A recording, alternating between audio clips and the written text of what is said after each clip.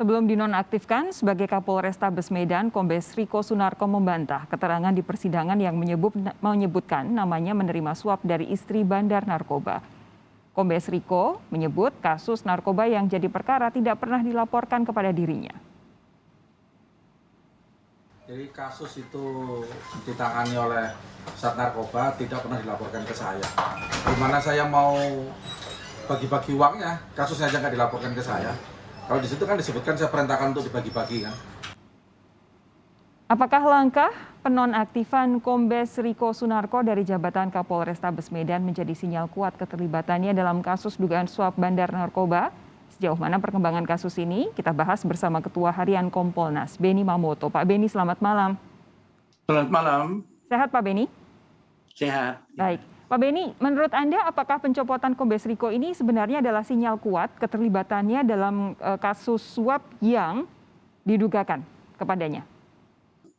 Ya, yang pertama saya memberi apresiasi kepada Kapolda Sumut yang bertindak cepat mengambil langkah, juga kepada Kadif Propam Polri juga yang telah menurunkan tim ke Medan untuk menangani kasus ini juga.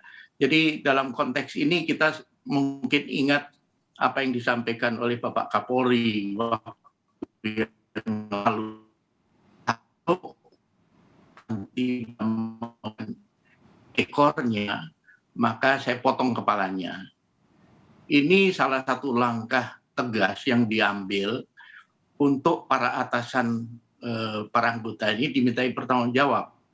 Terlepas nanti terbukti atau tidak, tetapi yang jelas hal ini menunjukkan bahwa lemahnya pengawasan terhadap bawahan. Sebagai contoh, ketika mengungkap satu kasus besar narkoba, maka yang harus diawasi adalah yang pertama, bagaimana barang buktinya, bagaimana penyitaan yang menyangkut TPPU atau pencucian uangnya, uang hasil penjualan narkoba dan sebagainya.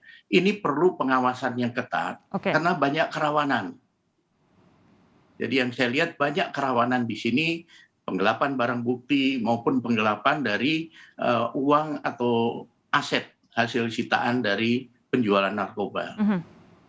Pak Beni, apakah Anda tahu sejauh ini status pemeriksaan Kombes Riko itu seperti apa, Pak Beni?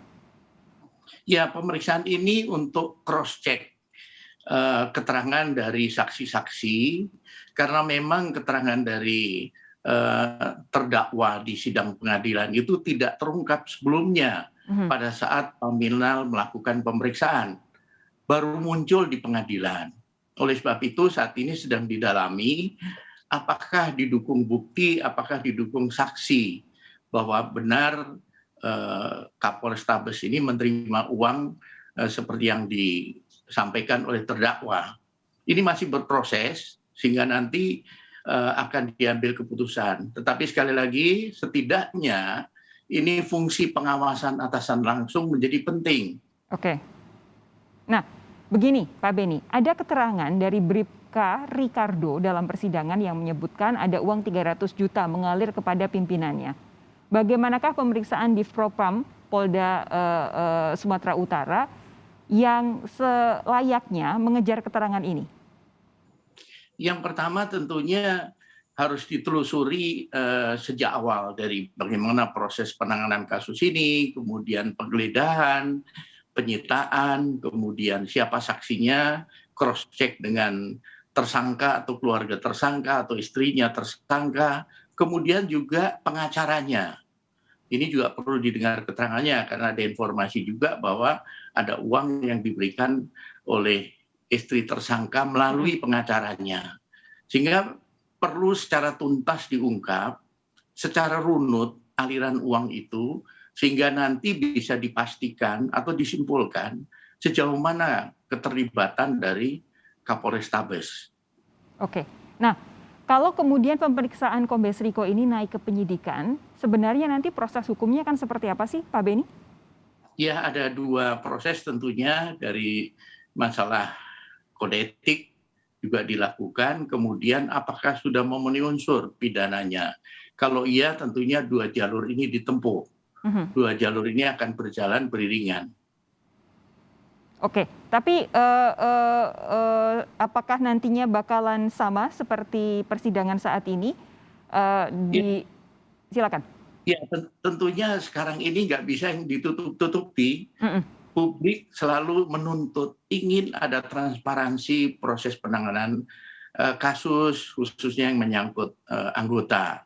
Sehingga mau tidak mau, Polri tentunya akan secara transparan menyampaikan kepada publik. Oke. Di samping itu, ketika sidang di peradilan nanti dimulai, dari pembacaan dakwaan saja sudah akan terungkap bagaimana sih duduk perkara yang sesungguhnya, bukti-bukti apa yang ada, dan sebagainya. Itu salah satu bentuk transparansi. Oke, Pak Beni, begini, saya akan tarik kasus ini ke ranah yang lebih besar begitu.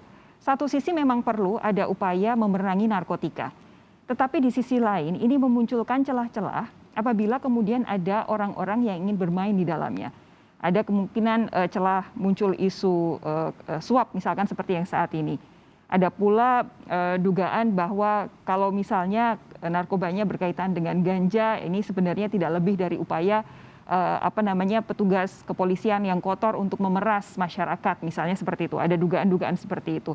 Lalu kemudian kita juga pernah dengar ada petugas polisi yang ditangkap karena menggunakan narkotika hasil barang bukti. Nah, hal-hal yang seperti ini, bagaimana cara supaya perang terhadap narkoba yang sedianya memang untuk melindungi masyarakat dan generasi muda ini tidak kemudian disalahgunakan oleh petugas-petugas kepolisian yang niatnya tidak baik? Iya, pertama tentunya saya akan sampaikan pengalaman saya di BNN.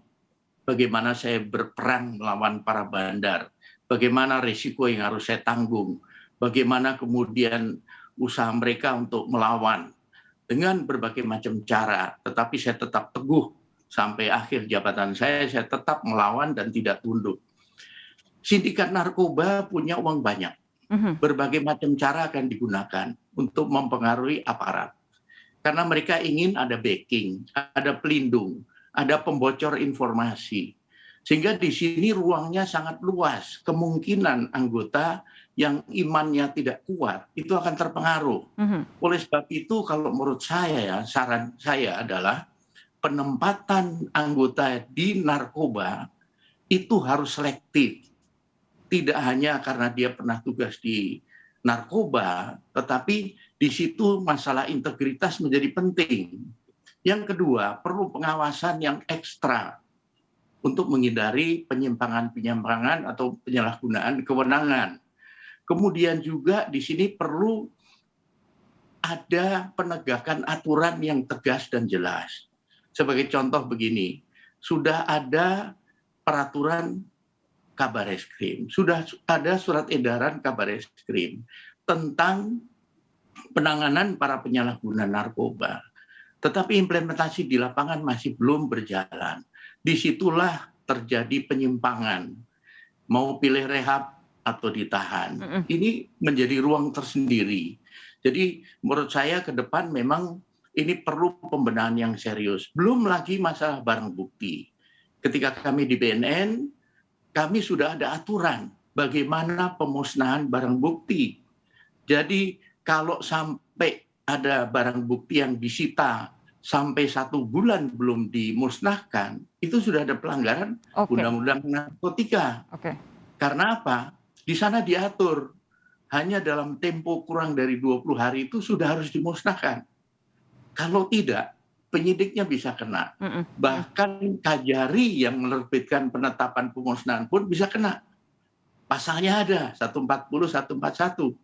Nah, disinilah perlu secara total kalau menurut kami, karena ancaman ini semakin serius, karena kita masih lemah di rehabilitasi, kemudian pasokan melimpah terus, bandar semakin kaya, semakin kuat. Kalau kita tidak perangi bersama, kasihan anak cucu kita nanti. Celah-celahnya harus semua ditutup ya Pak Beni ya. Pak Beni, terima kasih sudah bergabung malam hari ini di Sapa Indonesia Malam. Saya doakan Pak Beni sehat terus supaya kita bisa ngobrol lain waktu ya Pak ya. Terima kasih. Terima kasih.